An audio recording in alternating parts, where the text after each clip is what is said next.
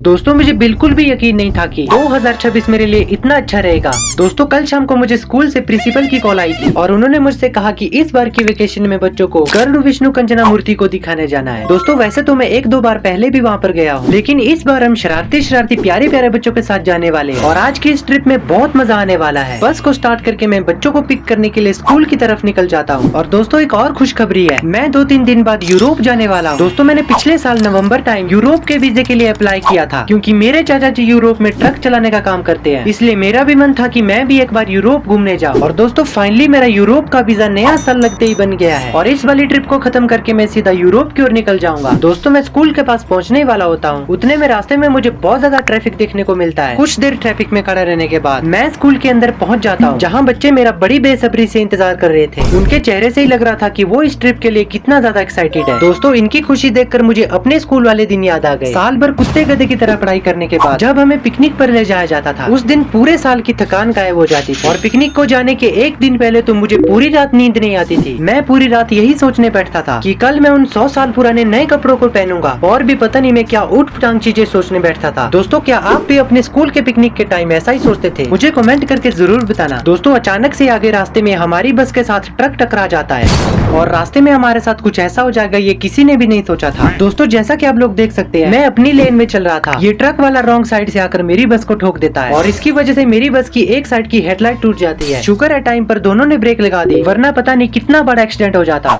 A few moments later. दोस्तों कुछ देर आपस में बात करके हमने ले देकर ये मामला निपटा दिया, जिससे दोनों की जेब पर कम असर पड़े। और दोस्तों इस एक्सीडेंट के बाद बच्चे इतने ज्यादा डर गए कि उनकी पौ ही बंद हो गई। उसके बाद हमने उनका मूड ठीक करने के लिए उनको ठंडी ठंडी आइसक्रीम खिलाई। दोस्तों जैसे ही हमने अपनी लोकेशन में एंटर किया, वो बहुत ज्यादा खुश हो गए और जोर जोर से शोर मचाने लगे। मैंने उन बच्चों को कहा कि मेरे पास एक समोसा है, जो बच्चा शांति से बैठेगा सिर्फ उसी को ये समोसा मिलेगा। पर क्या करे दोस्तों, बाद में वो समोसा मुझे ही खाना पड़ा, क्योंकि कोई भी चुप नहीं बैठ रहा था। दोस्तों जैसे ही मैंने बस का दरवाजा खोला, एकदम से सारे बच्चे जल्दबाजी में निकल गए। उसके बाद जो डांट पड़ी उनको टीचर से, तब जाकर वो शरीफी से एक लाइन में चल रहे थे। दोस्तों आप लोग मुझे कमेंट करके बताना, आपकी स्कूल ट्रिप पर सबसे ज्यादा मस्ती कौन करता था? मैं तो वो बच्चा था जो बस की लास्ट वाली सीट में बैठकर पूरी खिड़की को खोलकर व्यू का मजा लेता था। दोस्तों उन पलों को कभी भूला नहीं जा सकता, आज भी वो दिन याद आते हैं। दोस्तों उसके बाद मैं दौड़ लगाकर सबसे आगे चला जाता हूँ और दूर से ही मुझे बहुत बड़ी गरुड़ विष्णु की मूर्ति दिखाई देती है। अभी तो मैं इस मूर्ति से काफी दूरी पर हूँ, फिर भी यहीं से मुझे ये इतनी बड़ी दिखाई दे रही है। दोस्तों कहा जाता है कि ये मूर्ति 400 फीट ऊंची है। इस मूर्ति में भगवान विष्णु अपने वाहन गरुड़ पर विराजमान है और इस मूर्ति को तांबे और पीतल से बनाया गया है। और दोस्तों इस पार्क में और भी कई तरह की मूर्तियां हैं, जो कि मुझे देखने पर बिल्कुल भी समझ नहीं आ रही थी। और दोस्तों आज शाम को हम यहीं इस जगह पर टेंट लगा कर रहने वाले हैं और आज रात को यहाँ पर हम न्यू ईयर की पार्टी करने वाले हैं। और दोस्तों बच्चे भी यहाँ पर टेंट लेकर पहुँच चुके हैं और शाम होने से पहले हमें सभी टेंट लगाने हैं। तो दोस्तों अभी हम जल्दी से अपना काम स्टार्ट करते हैं, उसके बाद फिर आपके साथ मिलता हूँ।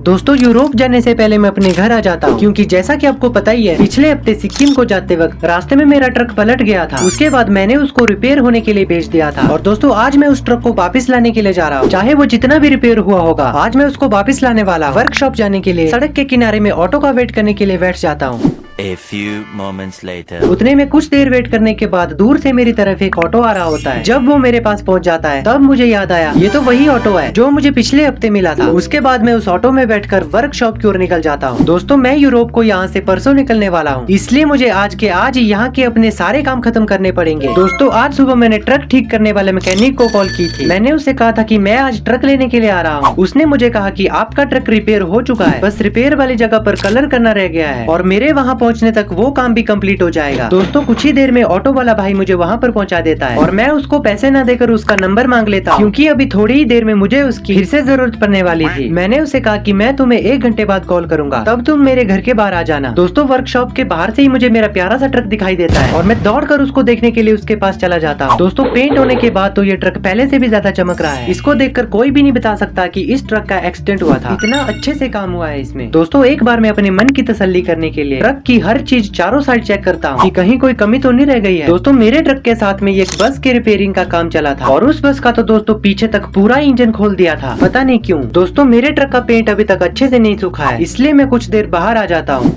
A few moments later. दोस्तों कुछ देर बाद मेरे ट्रक का पेंट सूख जाता है और मैं मैकेनिक को रिपेयरिंग के 30,000 देकर ट्रक को लेकर अपने घर की ओर निकल जाता हूँ। दोस्तों मैंने उस मैकेनिक से पूछा कि ट्रक के साथ वाली इस बस को क्या हुआ है, इसका पूरा इंजन क्यों खोला है। उसने मुझे बताया कि इस बस का ड्राइवर जिस पेट्रोल पेट्रोल पंप से बस में डीजल डालता था उस डीजल में हल्का हल्का पानी मिक्स होता था, जिसकी वजह से इस बस का धीरे धीरे पूरा इंजन खराब हो गया, जिससे वो ड्राइवर अब बहुत ज्यादा पछता रहा है। इसलिए तो ऐसी चीजों में मैं पहले ही चुस्त रहता हूँ। बेशक मुझे पेट्रोल पंप दूर ही क्यों न पड़े, लेकिन मैं अपनी सभी गाड़ियों में अच्छी क्वालिटी का तेल डालता हूँ। दोस्तों मैं घर पहुंचकर ट्रक को साइड में पार्क कर देता हूँ और दोस्तों कुछ देर बाद मेरे मामा का लड़का इस ट्रक को ले जाने के लिए आ रहा है, क्योंकि दोस्तों आप लोगों को तो पता ही है मैं कल यूरोप जाने वाला हूँ और ये ट्रक बहुत दिनों तक खड़ा रहेगा, इसलिए मैंने सोचा इसको चलाने के लिए मैं अपने मामा के लड़के को बुलाता हूँ।